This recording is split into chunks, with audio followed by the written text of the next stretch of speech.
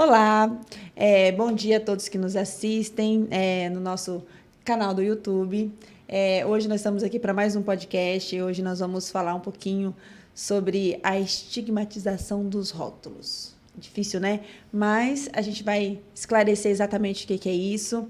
Então, como vocês já me conhecem, eu sou Rivânia, psicóloga, a Merari, psicóloga, e para nos ajudar a entender um pouquinho sobre esse assunto, né, a gente vai debater aqui um pouquinho o que é esse termo aí. A gente trouxe aqui hoje a psicóloga que formou junto comigo, a Daiane, né? E ela vai trazer um pouquinho desse conhecimento que, na verdade, a gente teve algumas experiências na faculdade, né, Daiane? E a gente tem esse olhar hoje mais apurado, depois da formação de psicologia. A gente teve muitas experiências dessas crianças que são rotuladas com algum diagnóstico, né? E acabam internalizando este diagnóstico como se aquilo ali fizesse parte da sua personalidade, fizesse parte da sua essência e ela não passasse daquilo. Então, a gente vai esclarecer um pouquinho, tá? Seja bem-vinda ao nosso canal. Obrigada. Quero agradecer o convite. Rivânia, Merali, obrigada. Então, esse é um assunto que rende muita conversa, né? Bastante. Rende dias. Dá mais de um podcast. São isso. Dá mais. Porque, querendo ou não, a sociedade vem com esse rótulo, né, nas crianças, né, principalmente em escola. Na escola é onde nasce praticamente esses problemas, né? As fontes, né? É o lugar. A questão dos rótulos é muito complexa e a gente tem que tomar muito cuidado. Porque, assim, ele surge na escola e nem todos são diagnosticados por profissionais. São os próprios professores ali que identificam por experiência de vida, experiência de trabalho, acredita que é aquilo, mas não passou por um psicólogo, não foi no psiquiatra, não foi no neuro. E aí os professores dizem, aquela criança ali tem TDAH, tem déficit de atenção. E às vezes não tem.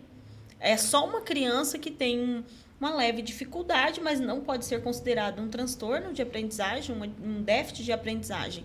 Ele é considerado uma criança que vai aprender com as outras, só que ele vai levar um pouquinho mais de tempo. Cada um no seu tempo, né? Exato. É isso que a gente tem que entender, né, Daiane? Que a questão é a gente entender o ser humano como um ser único. Ele é subjetivo, ele não é igual a ninguém, nem deve ser, né? Essa é a beleza do ser humano, de ninguém é igual a ninguém. E a gente tem a tendência a colocar todo mundo numa caixinha. Fica mais fácil. Tudo que é nós, diferente, né? Tudo que é diferente eu coloco numa caixinha, tudo que eu acho, na minha visão, que é normal, eu coloco em outra. Mas não tem essa questão do normal. O que é normal? Uma criança que não corre, que não pula, que não grita. Isso é normal? Isso. Nós, adultos, né, nós queremos sempre, algumas vezes, criar uma fantasia de uma criança que, na real, não existe, né? Então, é claro que tem o padrão, né? Tem a linha do padrão. Um limiar, né?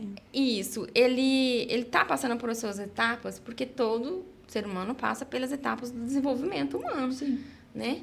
E tem uma etapa que ele não conseguiu se desenvolver, não conseguiu passar.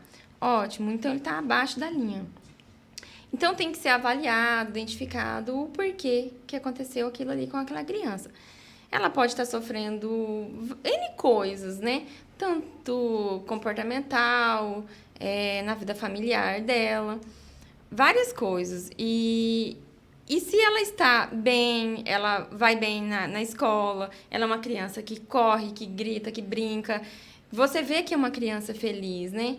Então, é taxado muitas vezes criança que é muito espontânea, que gosta muito de brincar, de pular, como, né, a gente vê muito, é taxado como hiperativo.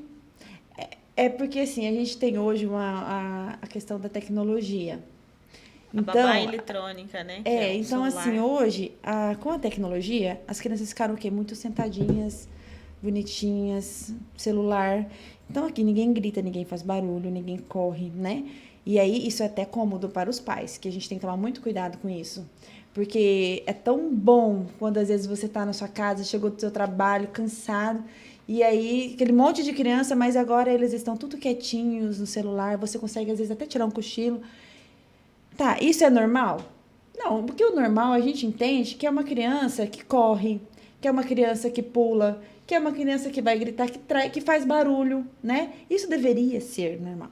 Mas hoje, o padrão de normalidade hoje não tem mais muito isso, né? complexo. Hoje parece que é normal umas crianças estarem na frente do celular, por exemplo, o dia inteiro, né? Isso traz conforto muito para os pais. saudável, né? Mas o que a gente tem que entender é que quando uma criança não está dessa forma, quando não está nesse padrão bonitinho do celular, quietinha, silenciosa, então ela está o quê? Correndo, pulando.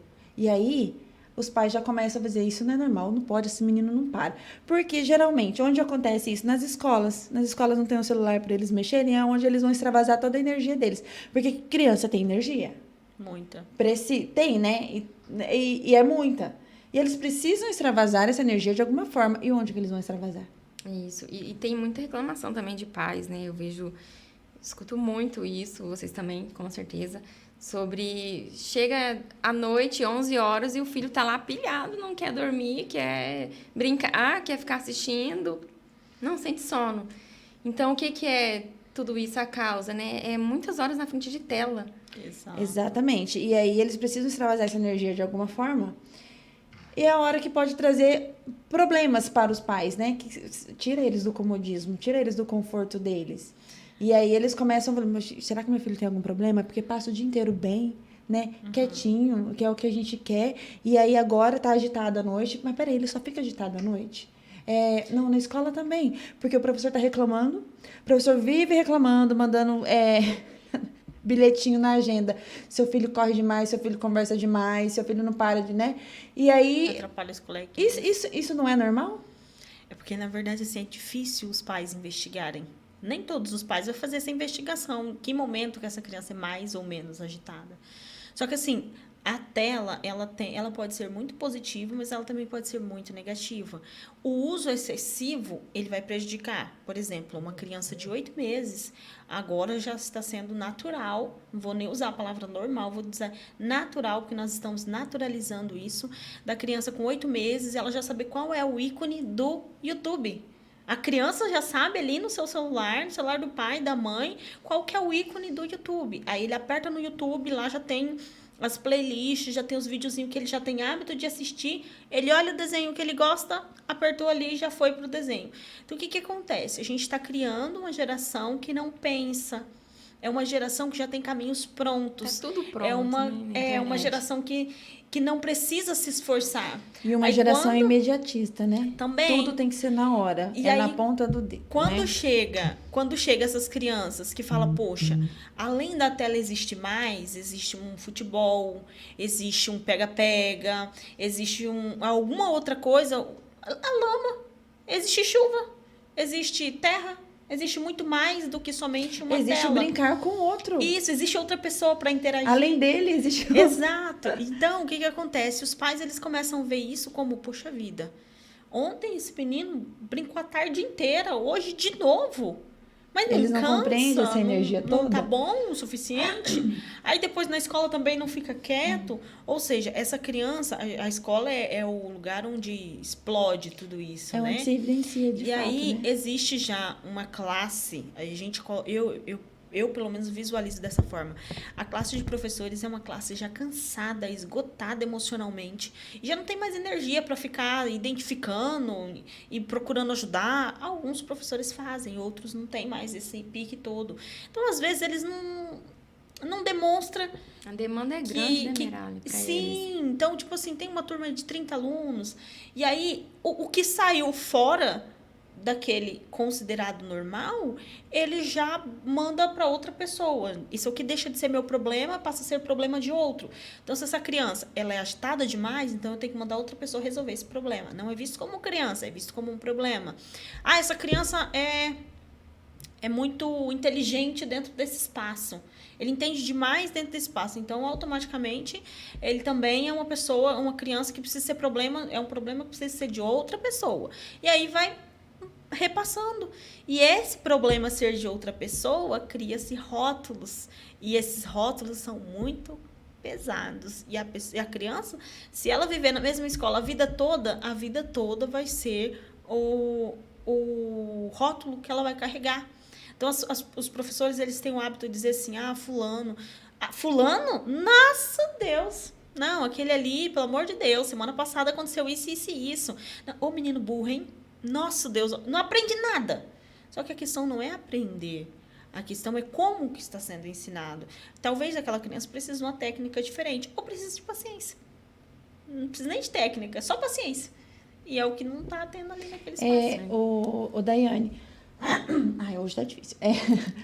A questão de, por exemplo, você já encontrou na clínica, não sei, ou então alguém que você conhece, de professor falar, não, esse menino tem alguma coisa errada, porque ele não para quieto, ele é agitado, e aí, no mínimo, que os professores conhecem as questões dos transtornos, alguma assim, mesmo que seja de forma errada, eles conhecem. E eles acabam dizendo assim, já dão um diagnóstico. E aí você passa pelo psicólogo e fala, nossa, a criança não tem nada. Assim, na experiência que eu tenho até agora, é de que realmente a escola, ela traz uma queixa, né? Então, a gente parte da queixa da família junto com a da escola. E a escola contribui muito, né? Para avaliar aquele comportamento. O que está acontecendo? Vamos investigar, né? E talvez não é aquele rótulo que foi colocado de alguma patologia, né? São várias. E então, você olhar o que essa criança está precisando. Ela está tendo ansiedade, depressão, ela está sofrendo algum tipo de abuso, né, que acontece muito. É uma questão de investigação, né? Você tem que investigar o que está trazendo aquela queixa que foi passada. E assim, eu lembro que alguns casos que eu fiz no estágio, na faculdade, tinha a queixa, e a gente tentava, muito superficial, porque o estágio não tem como você aprofundar, de você buscar informações, né? Investigar um pouquinho sobre o que aquela criança tem. E são crianças geralmente que não tinham laudos médicos, né? Mas os pais procuram saber, eles querem às vezes um laudo. E a gente tentava, às vezes, avaliar. Não era trazer o laudo, porque isso não cabia a nós fazer isso. Mas tentar entender um pouquinho aquela queixa que a escola trazia para nós, né? Isso. E aí você fala assim, não, mas não pode, essa criança parece que não tem isso. Às vezes, o que faltava para ela era, às vezes, um método diferente de ensino. Ou então uma atenção que essa criança não tem em casa. Ela queria falar. Exatamente. Né? Que, assim, a gente quer falar pela criança, brincar, né? A gente interagir. não dá voz para eles, né? E eles conseguem expressar o que eles sentem. Da forma dele, eles conseguem se expressar. E a gente não dá. Adulto não ouve criança. É muito difícil você encontrar um adulto que para ouvir o filho, para ouvir uma criança e dar... Porque não é só parar e ouvir. Isso vem você muito... dar atenção, você respeitar aquilo que ele traz, acolher aquilo ali e dar atenção devida para aquela informação que ele está trazendo. Que pode ser coisa, né, da cabeça dele, de fantasias, a gente não sabe, dependendo da idade, mas pode trazer algo real também. E a questão de você investigar e entender o que aquela criança está pedindo naquele momento. Sim. Muito mais fácil do que eu rotular ela e dizer assim, essa criança aí, no mínimo, ela tem uma hiperatividade ou algum déficit de atenção. Ou então eu olhar para ele, olhar para mim e dizer assim, não, o problema não é aquela criança. O problema pode ser o meu método que não está funcionando naquele momento. A minha forma de tratar aquela criança não está adequada naquele momento. E olhar para a gente do que olhar a criança como se ela tivesse um defeito. E a gente tem que olhar também, né? Nós somos crianças. Exatamente. E aí, como que a gente era, né? O que a gente precisava, né? De atenção, queria atenção... Um ambiente para a criança brincar. Hoje tem isso nas nossas casas, né? Cada vez menor, né? Os quintais, tudo fechado, ninguém brinca mais na rua. E aí, não pode ir para a rua? Onde essas crianças vão brincar? Onde vão gastar energia? Onde elas vão expor toda aquela... toda a sua criatividade, né? Então, geralmente é na escola, que também não está preparada para tudo isso. Exato. Né? Isso. Aí no momento de estudar, elas querem às brincar. Vezes não é só exato, questão de preparo da escola também. Mas é questão de que aquele momento não é o momento Não dele é brincar. isso. Mas aí, como em casa ele não tem, ele acaba jogando para a escola. Mas uma coisa interessante da gente pensar é que a agitação da criança que fica muito tempo em tela, às vezes ela não vem só por estar com caminhos prontos, tipo o ícone do YouTube, o formato do desenho que ele assiste sempre, mas talvez o conteúdo que ele assiste. Porque a criança ela é extremamente perceptiva. Ela tem uma rapidez de entender o espaço que ele está, de assimilar aquilo e reproduzir muito grande. Então, se ela vê um comportamento negativo ali, por exemplo, eu acho maravilhoso aquele desenho da Marcia e o Urso. Eu acho o máximo aquele desenho. Eu acho aquela menininha demais. Só que você não pode pegar a Marcia e o Urso e colocar para uma criança de 2 anos assistir. Por quê? Porque aquela menininha... Gente, aquela menininha... ela tem problema. Ela é muito, muito, muito agitada. Eu falo assim que ela tem problema, é mais um discurso popular. Mas assim, ela é uma criança muito espoleta.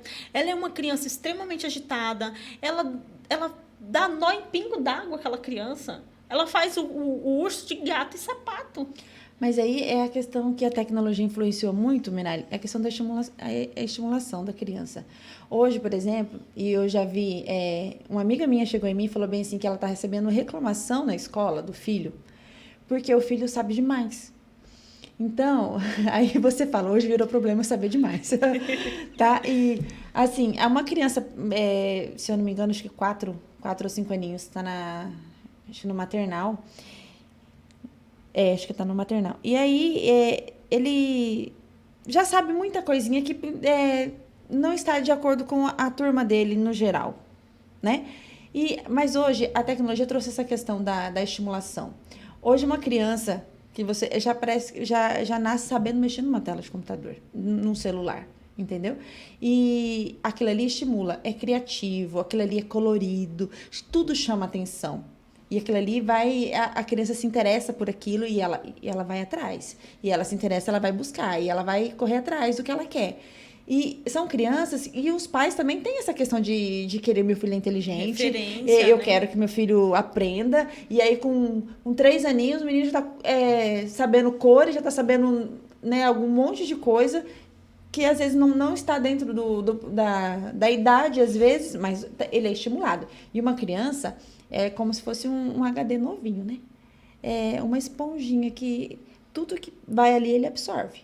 E vira referência, né? E aí ele vai reproduzindo. Exatamente. Quando chega dentro de sala de aula, essa criança que o professor está ensinando, as letrinhas, o A, E, I, O, U, para ele...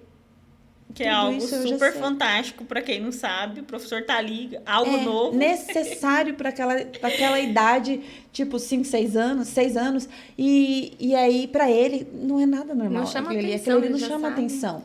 Qual é o comportamento dessa criança? Você acha que ele tem maturidade? Você acha que ele vai entender que ele já sabe, então ele precisa ficar sentadinho, bonitinho, porque agora os professores vão ensinar os outros que ainda não sabem. Então, eu vou esperar para que quando todo mundo terminar, nós vamos brincar. Não existe. Não existe, não é assim. Mas assim, é muito complexo, porque assim, eu já tive a oportunidade na escola dominical. Você conhece a escola dominical? Sim. Na escola dominical tinha uma criança, não era da minha sala, mas aconteceu que no dia veio pouquíssimas crianças para a escola dominical e resolveu juntar todas as idades ali numa turma só. E esse menininho, ele era muito inteligente, ele tinha acho que 5 aninhos para 6, ele já sabia ler perfeitamente, ele sozinho, a mãe dele falou assim, eu nunca incentivei ele à leitura. Ele ia lá sozinho, ele pegava a leitura, ele descobria as coisas, ele tirava tempo para ler, tanto ele quanto o irmão dele. Mas eu imagino que ele reproduzia muito o comportamento do irmão mais velho, que sempre teve o hábito de leitura. E aí, era muito chato a gente como professora. Por quê? Porque a gente começava a contar a história, ele já sabia a história, e ele começava a contar junto com a gente. Tipo assim, o professor... Principalmente infantil, eles ficam assim, criança, e tal situação, assim, acontece o quê? Aí você espera todas. Não, aí ele já vem com a história pronta. Ele fala, ó, acontece isso, mais aquilo outro, deixou pra trás isso e tal. Ele já vem com tudo pronto. E você fala, e agora? Como que eu vou terminar minha aula? Que eu programei a aula pra começo, meio e fim. E eu ia perguntar, questionar as crianças, trazer a memória. Mas essa criança sozinha já deu uma aula. Eu vou fazer o quê? O professor não sabe lidar. E eu fiquei desesperado com essa criança. Eu não sabia o que fazer com ela. Já ficou monótono para ela, né? Exato. E aí é a questão do professor estar preparado para essa diversidade que ele vai encontrar em sala de aula e que muitas das vezes é difícil para ele também. Mas a questão não é só que ela é super estimulada e aí ele pode trazer algum comportamento, né, fora do padrão ali naquele momento que pode, né, causar algum problema na sala de aula, que o professor pode não gostar. Não, tem aqueles realmente que tem alguma patologia, Sim. que sofre algum transtorno. Aí é o problema. Aí que a gente tem que cuidar. Porque uma criança, por exemplo, que tem um TDA, que é o déficit de atenção, ele tem muita dificuldade de sentar e ouvir o que o professor está dizendo e entender tudo aquilo, assimilar tudo aquilo que ele está falando. Não, se um mosquito passou aqui, ele já saiu do foco. E dentro de uma sala de aula com criança, o que mais tem é barulho, coisa para chamar atenção. Isso. E aí o que vai acontecer? Vai ocorrer um atraso na aprendizagem daquela criança. Ele vai ter mais dificuldade do que os outros. Isso, ele vai atrasar se ninguém se atentar a isso, a olhar, né? Falar, não, tem alguma coisa errada. E geralmente, crianças que têm comportamento muito retraído, não socializa, são mais no canto delas, não conseguem acompanhar a turma. Elas já têm um preconceito com elas mesmas, né? Já sofrem internamente porque todo mundo consegue acompanhar a classe. E eles não. E eles não, se sentem, né, excluídos de lá. Então, já começa a ficar no cantinho para não dar trabalho para ninguém, para não chamar atenção, para ficar escondidinho, né?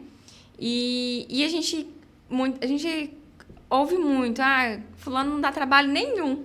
E se tivesse tantos desse fulano, né? Nossa. Ia ser maravilhoso. Ele tá em sofrimento. Ninguém tá vendo que ele tá naquele Ele tá sofrimento. quietinho ali porque ele não quer ser um motivo de atenção. Isso, ou por uma alguma brincadeira coisa. de mau gosto, né? Os bullying na escola. Bullying tem muito.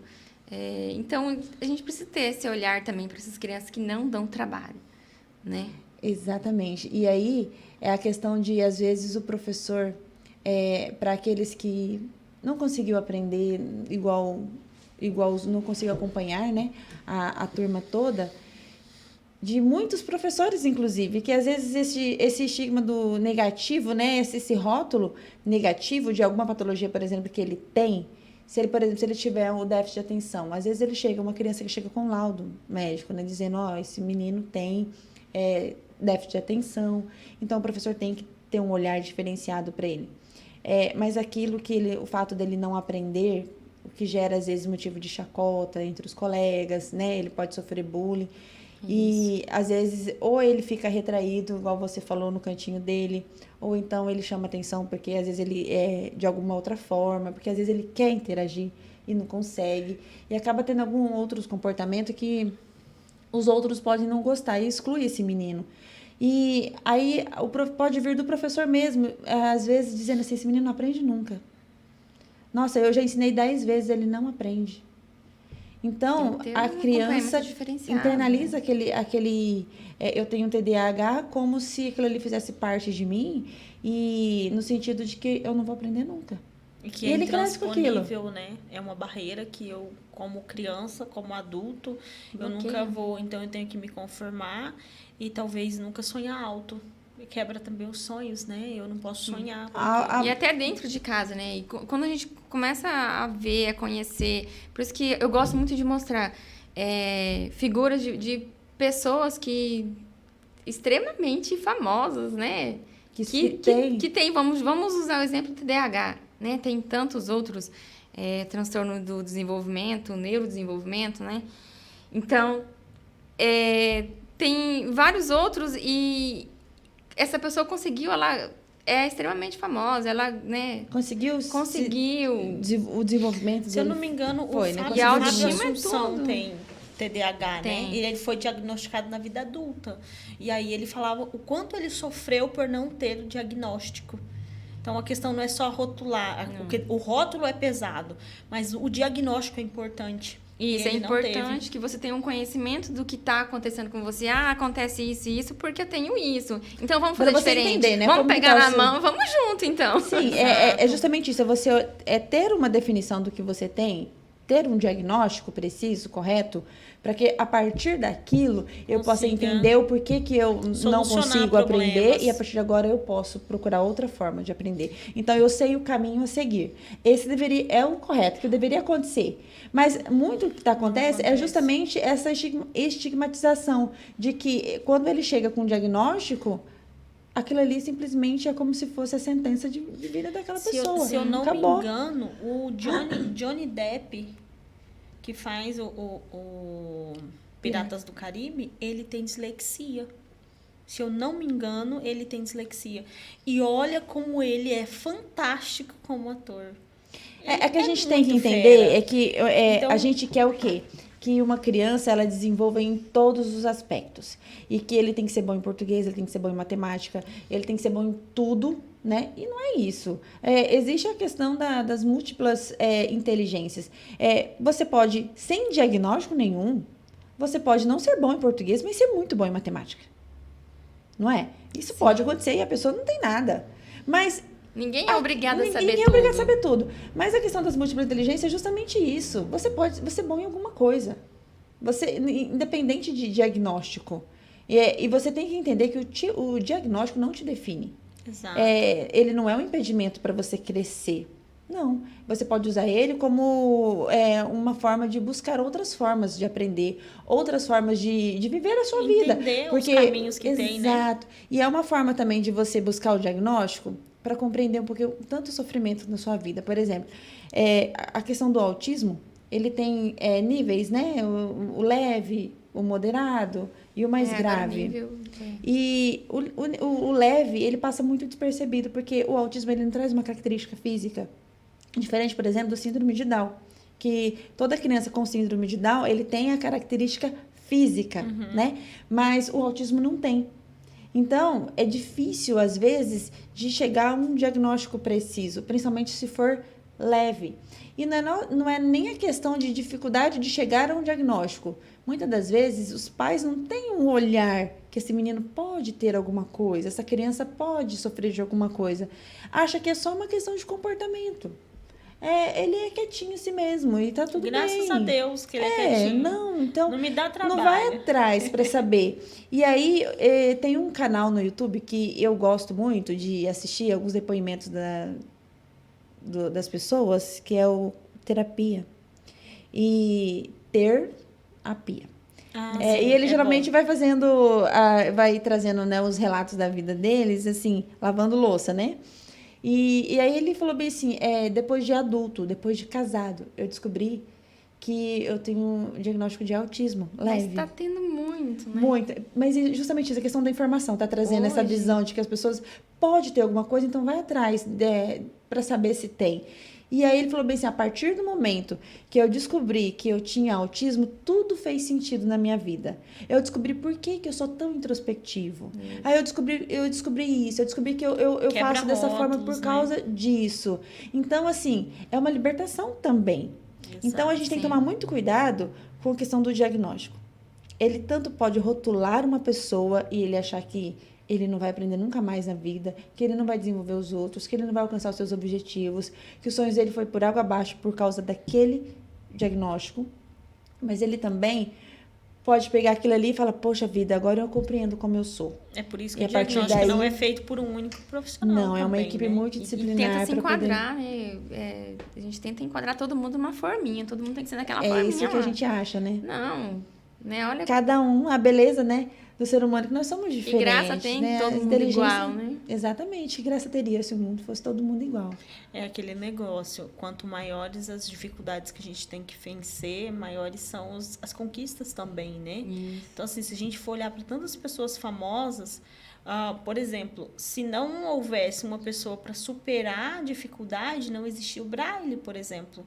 Se eu não me engano, a história de quem escreveu o Braille, a pessoa parece que enxergava, perdeu a visão e fez o Braille. E se essa pessoa não tivesse superado esse desafio? Porque era uma pessoa que gostava muito de ler, mas aí depois que ele ficou cego, ele não conseguia mais. Então, ele criou o Braille e hoje muitas pessoas cegas têm a condição de ter acesso à leitura. Então, assim, é algo muito interessante. E é aquilo que a Rivane falou, faz sentido quando a pessoa entende de onde originou comportamentos que ele teve. E quebra estigma, quebra rótulo, quebra preconceito, abre novas portas, abre um entendimento assim, eu tenho algo que não é todo mundo que tem, isso é possível ser tratado, eu tenho condição de reverter, eu falo reverter no sentido assim, de comportamentos. É lógico que nem tudo que a gente tem o diagnóstico a gente vai mudar. Dislexia, por exemplo, você não muda, você aprende. Você tem novas formas. Autismo, você vai aprender caminho, você não vai curar do autismo, mas você vai identificar ele, você vai lá, do TDAH também, né? A hiperatividade, assim, por exemplo, você nunca vai deixar de ser hiperativo, você vai ser. Mas ele vai Só que você vai aprender, você vai lidar com ela, você vai identificar quando o comportamento ficou muito agitado, quando aquilo ali para você foi demais. Então, assim, você vai aprender caminhos para transformar ou para fazer a sua vida mais fácil. Isso, quando é transtorno do neurodesenvolvimento, né, a gente fala que a gente tem caminhos, tem vários caminhos, né? E quando a pessoa não sabe, ela entra em um sofrimento interno e leva a depressão, a ansiedade. É justamente isso.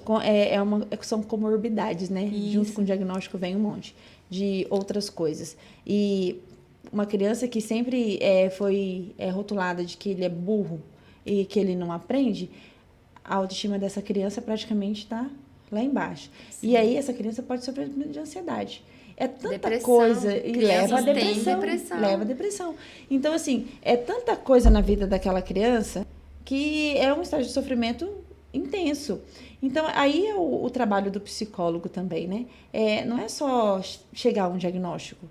É a questão de acolher o sofrimento daquela pessoa naquele momento, fortalecer a autoestima, no sentido de que, independente do que ele tem, ele pode se desenvolver no tempo dele, porque a gente acha que todo mundo tem que aprender a ler e escrever aos 6 anos de idade, 7 anos de idade. Não, tem criança que vai demorar mais, tem criança que vai demorar menos, pode aprender muito mais rápido. Não quer dizer que ele é burro, que ele, né, ou é muito inteligente. Não, é simplesmente o tempo de cada um para aprender. Sim. E a gente tem que respeitar essa questão da forma e do tempo. A forma que cada um aprende pode ser diferente de um para o outro. O tempo que cada um aprende também é diferente. E a gente não... Acaba que para nós, o adulto, quem vai ensinar, tira a gente do comodismo, né? Tira a gente do conforto de que eu preciso elaborar novas formas, entender que aquela pessoa é diferente. E aí a gente não quer isso.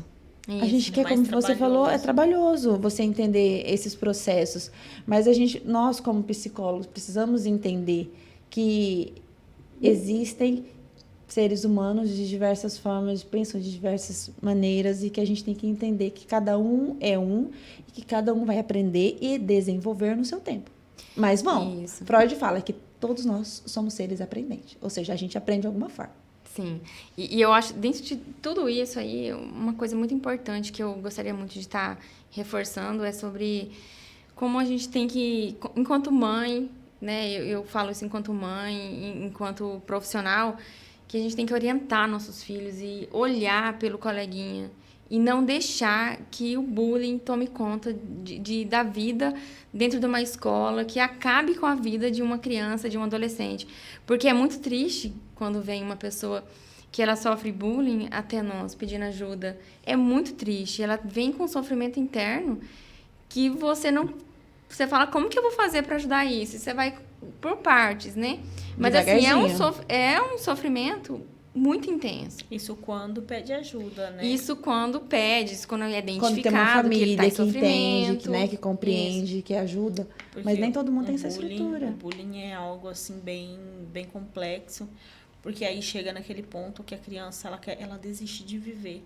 E aí é onde ela entra em depressão, quando ela já não está profundo na depressão. E aí a criança tenta se Exato. matar. E a gente geralmente a criança através do comportamento dela, o adulto ele consegue maquiar bem o comportamento, mas a criança é mais fácil de você identificar. Ou ela está muito retraída, ou ela chama muita atenção, ou ela se torna agressiva, né? Então, assim, é difícil você não ver alguma coisa.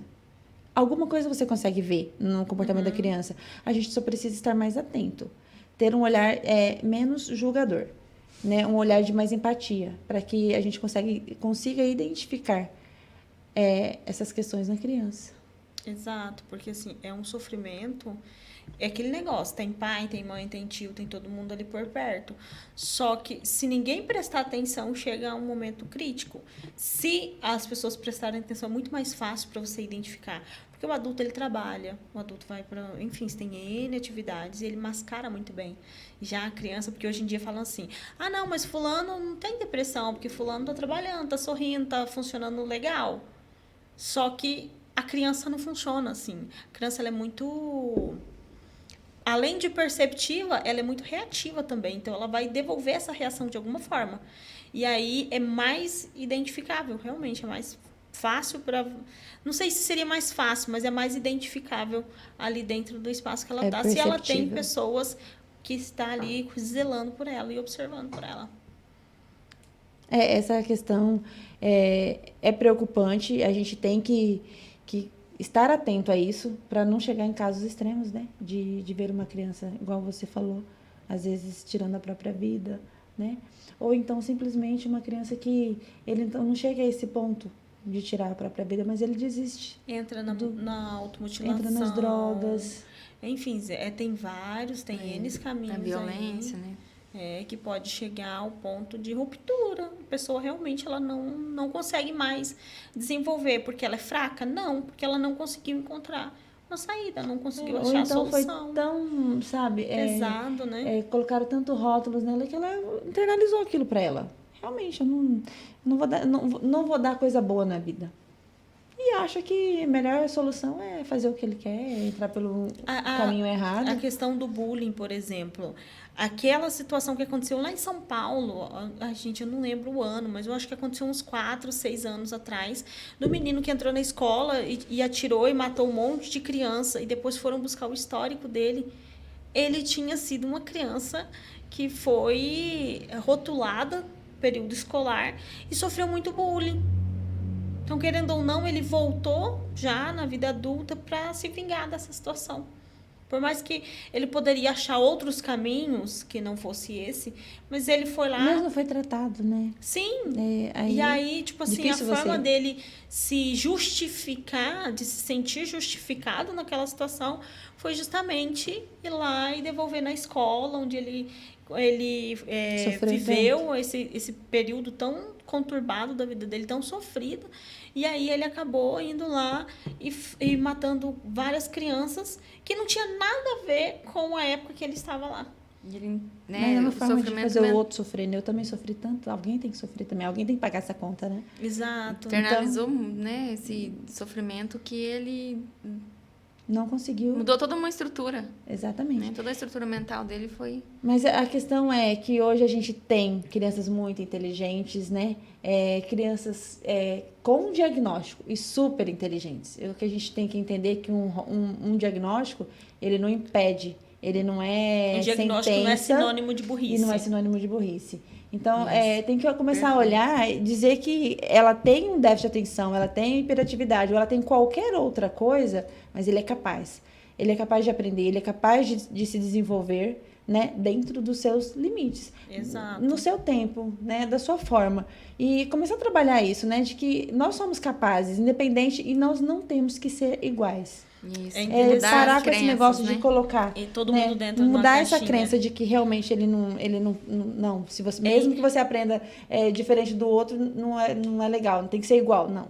Eu ouvi o cada um no relato de seu uma tempo. mãe, na verdade isso na internet. Ela tem 2 filhas que têm microcefalia, se eu não me engano. Uma delas é modelo vi. e a outra não.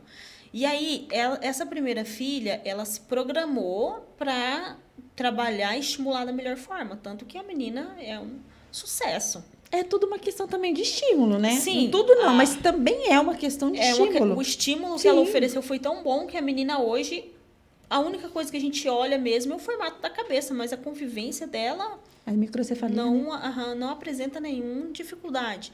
Pelo menos o que eles mostram nas redes sociais. A segunda filha veio com a mesma dificuldade. Também. Então, ela foi e trabalhou. Ela já tinha entendimento como funcionava, como que ela ia lidar com essas situações. A terceira filha veio saudável. Aí ela falou, e agora? Eu tenho 2 crianças que têm necessidades especiais, eu tenho fisioterapia, tem psicólogo, tem não sei o quê, tem terapia não sei do quê, terapia não sei o quê.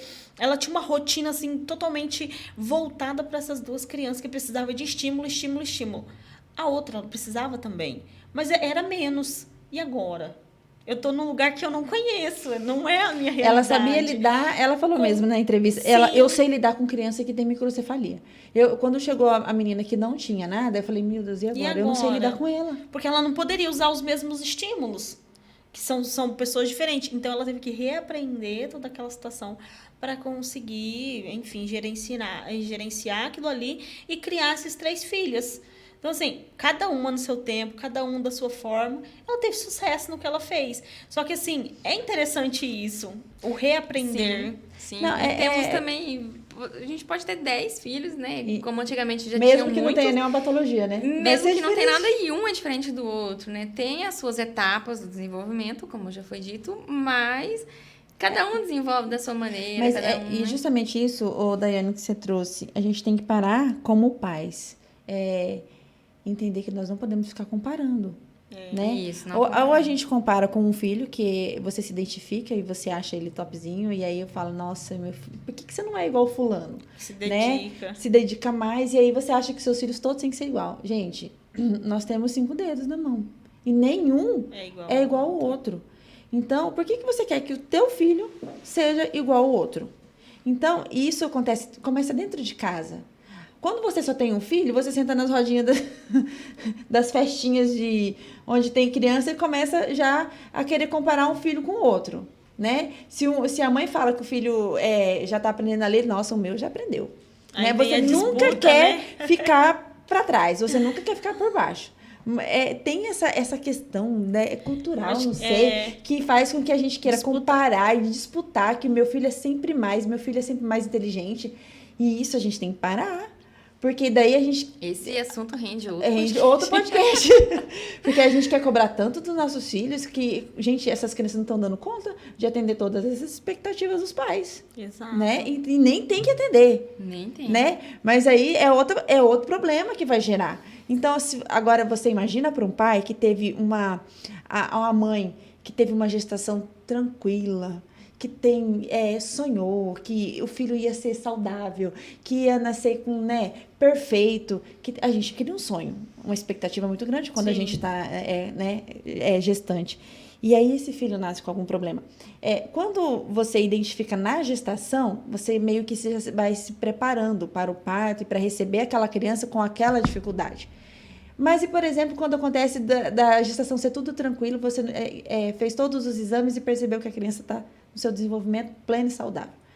Aí acontece alguma coisa no parto, que é uma das coisas que a gente estudou na faculdade, você lembra? Acontece no parto e atrasou, passou da hora, essa criança bebeu líquido, faltou oxigênio, e aí simplesmente essa criança, a partir daquele momento do parto, ele desenvolve alguma coisa, né? Aconteceu alguma coisa que vai impedir o desenvolvimento dele. Isso. É como se fosse um luto para a mãe. Sim. Né? Ela aquele se sonho despede morreu, daquela criança perfeita. Saudável, perfeita. E agora eu recebo nos meus braços uma criança que tem necessidades totalmente exatamente, diferentes. Eu não estava preparado para aquilo. Então, a gente tem que compreender também o sofrimento dos pais. Sim.